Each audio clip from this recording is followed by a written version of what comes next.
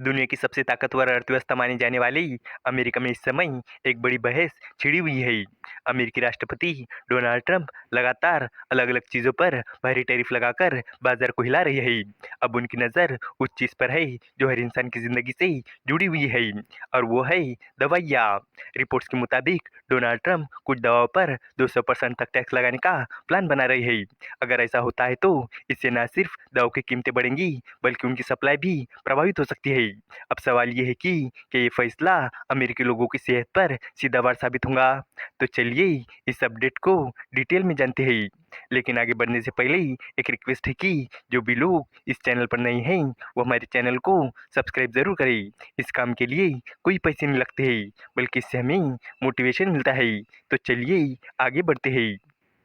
अमेरिकी राष्ट्रपति Donald Trump एक के बाद एक कई चीजों पर टैरिफ लगाते जा रहे हैं। इस बार ट्रंप ऐसी चीज पर भारी टैरिफ लगाने की सोच रहे हैं जो हर शख्स के लिए बेहद जरूरी है।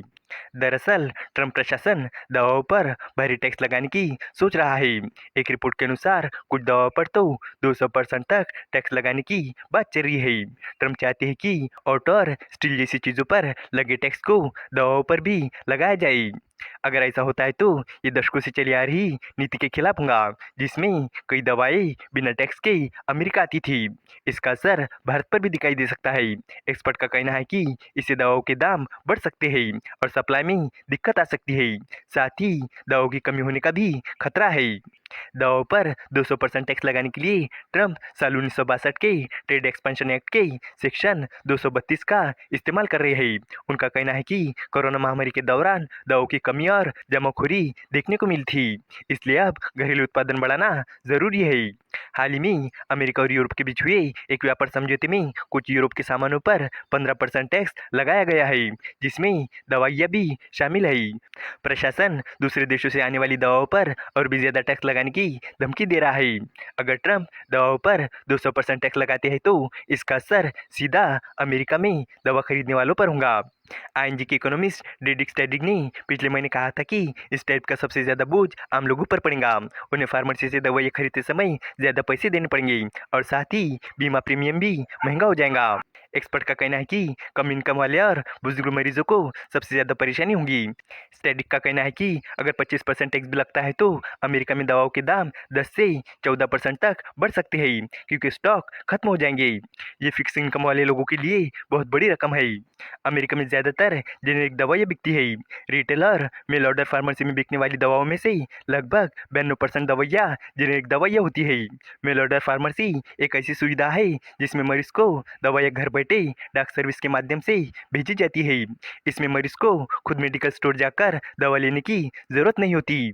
जेनेरिक दवा बनाने वाली कंपनियां कम मुनाफे पर काम करती है और वो ज्यादा टैक्स नहीं दे पाएंगी। एनालिस्ट का कहना है कि कुछ कंपनियां टैक्स देने के बजाय अमेरिकी बाजार छोड़ सकती है। भारत जेनेरिक दवाओं का एक बड़ा सप्लायर है। अमेरिकी सरकार ने भारत की दवा कंपनियों को टैक्स से छूट दी है क्योंकि भारत से आने वाली दवाइयाँ सस्ती होती है। बसाव कैपिटल के को-फाउंडर संदीप पांडे के मुताबिक अमेरिका में दवा के इंपोर्ट में भारत की हिस्सेदारी करीब 6% है, वही भारत के एक्सपोर्ट में अमेरिका की हिस्सेदारी 40% है। ये दिखाता है कि अमेरिका भारतीय दवाओं पर कितना ज्यादा निर्भर है। अमेरिकी नेताओं को ये पता है कि उनकी दवाइयों की सप्लाई काफी हद तक भारत पर निर्भर करती है। कुछ साल पहले भारत की एक फैक्ट्री में दवा बनना बंद हो गई थी, जिससे अमेरिका में कीमोथेरेपी की दवाइयों की कमी हो गई थी।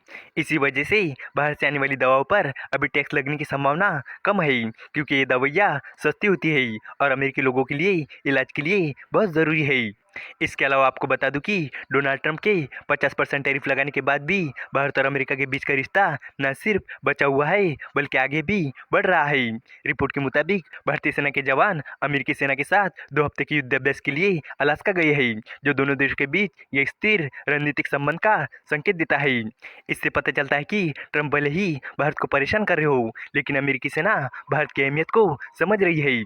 भारतीय रक्षा मंत्रालय ने एक बयान में कहा है कि मद्रास रेजिमेंट की एक बटालियन वाली भारतीय सेना की एक टुकड़ी 1 से 14 सितंबर के बीच अलास्का के फोर्ट वेनराइट में Bharat America joint military exercise युद्धाभ्यास 2025 में भाग ले रही है। ये दिखाता है कि भारत अमेरिका रिश्ते अभी भी बचे हुए हैं और अमेरिकी वित्त मंत्री ये कह चुके हैं कि टैरिफ का मामला जल्द ही सुलझ जाएगा।